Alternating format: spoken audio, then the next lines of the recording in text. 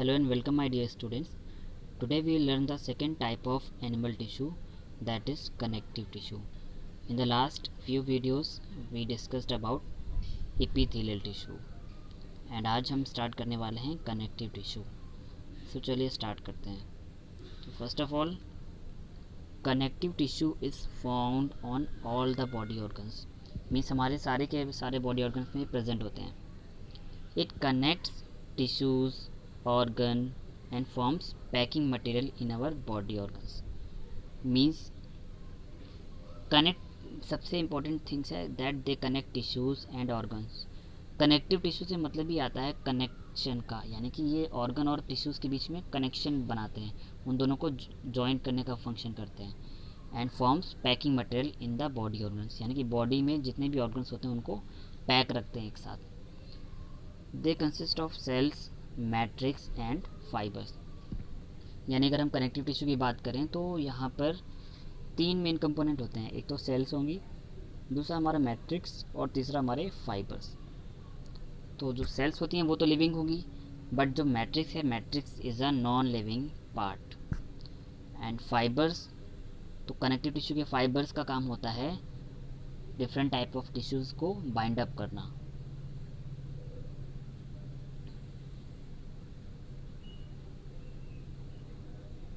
Next property है they contain 3 type of fibre. अब यहाँ पे जो फाइबर्स हैं कनेक्टिव टिश्यू के वो 3 कैटेगरी के हैं. कौन कौन से हैं? Collagenous fibres, yellow elastin fibre and reticular fibres. तो कनेक्टिव टिश्यू के अंदर 3 टाइप के फाइबर्स हैं. एक तो collagen fibre, yellow elastin fibre and reticular fibre. अब बात करते हैं क्लासिफिकेशन ऑफ कनेक्टिव टिश्यू की. मीन्स कनेक्टिव टिश्यूज़ को कितनी कैटेगरी में डिवाइड किया गया है. So on the basis of structure and function connective tissue are following 3 types. यानी कि स्ट्रक्चर और फंक्शन के बिहाफ पे कनेक्टिव टिश्यू को 3 मेन कैटेगरी में डिवाइड किया गया है. अब वो कैटेगरीज कौन कौन सी हैं? तो first one is connective tissue proper, another one is skeletal tissue and vascular tissue. Means हमारे पास 3 टाइप ऑफ कनेक्टिव टिश्यू हैं. एक है कनेक्टिव टिश्यू प्रॉपर, फिर हमारे स्केलेटल टिश्यू यानी कि जो हमारे स्केलेटल सिस्टम को बनाएंगे यानी कि बोन्स वगैरह को, और दूसरे हमारे वैस्कुलर टिश्यू हैं जिसमें कि ब्लड वगैरह आ जाता है. सो चलिए स्टार्ट करते हैं and let's talk about connective tissue proper.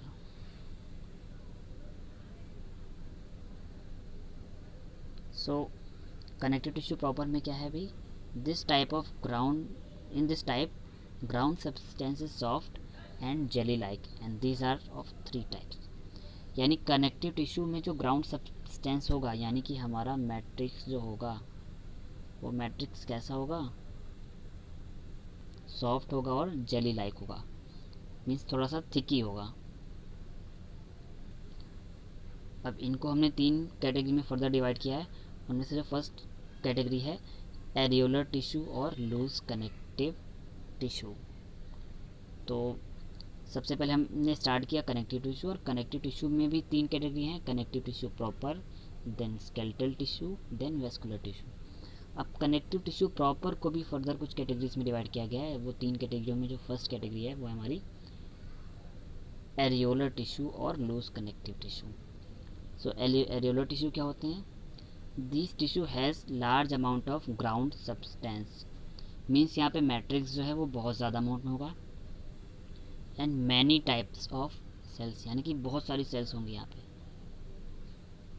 Like fibroblast, plasma cell, mast cell etcetera.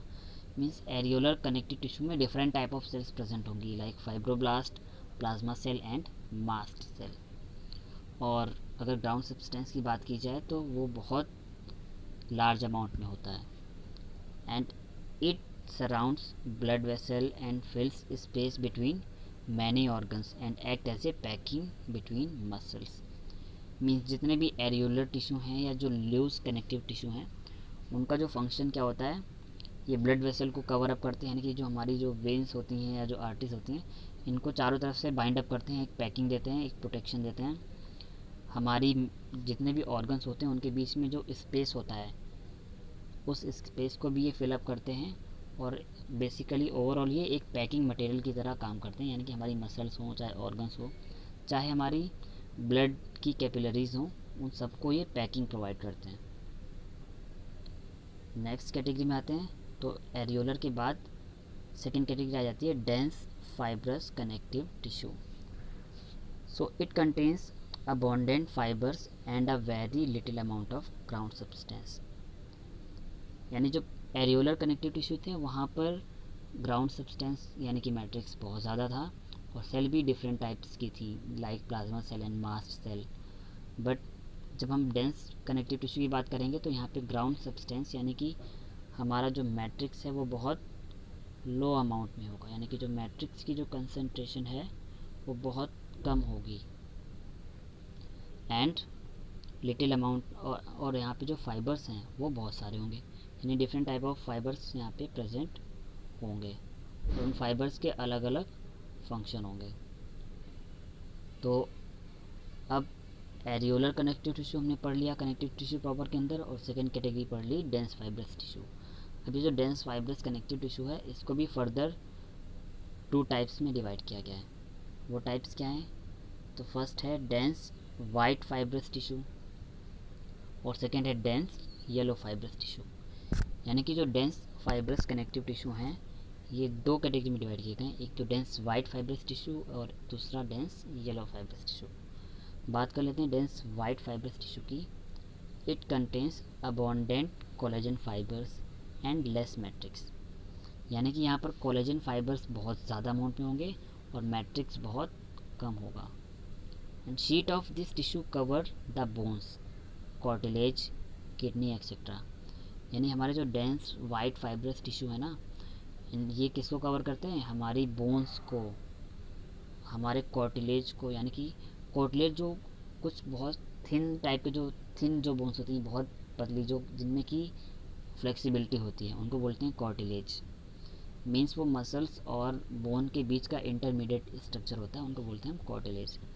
तो हमारी जो बोन्स हैं और उनकी जो कार्टिलेज है या किडनीज वगैरह को कौन कवर अप करेंगी? ये डेंस फाइब्रस टिश्यू। अब बात कर लेते हैं डेंस येलो फाइब्रस टिश्यू की।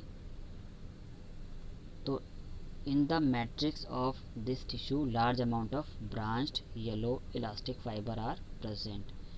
यानी कि इनके मैट्रिक्स में जो है येलो इलास्टिक फाइबर बहुत ज़्यादा होंगे, इसी वजह से इनका नाम है dense yellow fibrous tissue. And they found in ligament, ligament connect to bone. यानी कि जो डेंस येलो फाइब्रस टिश्यू हैं वो लिगामेंट में हो गए। अब लिगामेंट होते क्या है समझ लीजिए। हमारे बोन्स के जो जॉइंट होते हैं, सपोज हमारी की हाथ की ये बोन है, ठीक है, तो यहाँ पे ट्विस्टिंग होती है ना, यानी कि हमारे हाथ हम आपस में मोड़ सकते हैं। तो जब हम हाथों को अपने मोड़ते हैं तो किसकी वजह से होता है? क्योंकि 2 जो बोन है, एक ये हो गई और एक ये हो गई, ये दोनों बीच में आपस में लिगामेंट से जुड़ी होती हैं। और लिगामेंट क्या होता है? एक स्लाइमी लिक्विडी सब्सटेंस होता है जो बोन्स के बीच में फ्रिक्शन को कम कर देता है, और हमारी बोन्स जो हैं ईजिली मूव कर सकती हैं, यानी कि आपस में ट्विस्ट हो जाती हैं। तो दैट्स वाई जो डेंस येलो फाइब्रस टिश्यू है वो कहाँ पर प्रेजेंट है? लिगामेंट में, क्योंकि लिगामेंट का फंक्शन होता है एक बोन को दूसरी बोन से कनेक्ट करने का, इस तरह से कुछ। सो अब हमारा जो डेंस वाइट फाइब्रस टिश्यू था वो प्रेजेंट था बोन्स में, किडनी में एंड कार्टिलेज में, और जो येलो वाला है वो इन बोन्स के जॉइंट पे प्रेजेंट है, यानी कि लिगामेंट में प्रेजेंट है। इसके बाद कनेक्टिव टिश्यू प्रॉपर में हमने जो फर्स्ट कैटेगरी पढ़ी थी एरियोलर, और सेकंड पढ़ी थी डेंस फाइब्रस टिश्यू, और अब हम इसके बाद थर्ड कैटेगरी पढ़ने वाले हैं स्पेशलाइज्ड कनेक्टिव टिश्यू। तो स्पेशलाइज को स्टडी करते हैं। दीज आर ऑफ 4 टाइप्स, यानी कि स्पेशलाइज्ड कनेक्टिव टिश्यू को भी आगे 4 कैटेगरी में डिवाइड कर दिया गया है। सबसे पहला है एडिपोज और fatty connective tissue. Adipose tissue वो टिश्यू होते हैं जो कि हमारी बॉडी में फैट को कलेक्ट करते हैं। These cells are store fat and have fat storing cell called adipocytes. तो यहाँ पे जो एडिपोसाइट सेल हैं यही मेन इंपॉर्टेंट हैं। एडिपोसाइट सेल की वजह से जो टिश्यू बन जाते हैं उनको बोल दिया जाता है adipose tissue. And mast cell and इयोसिनोफिल्स।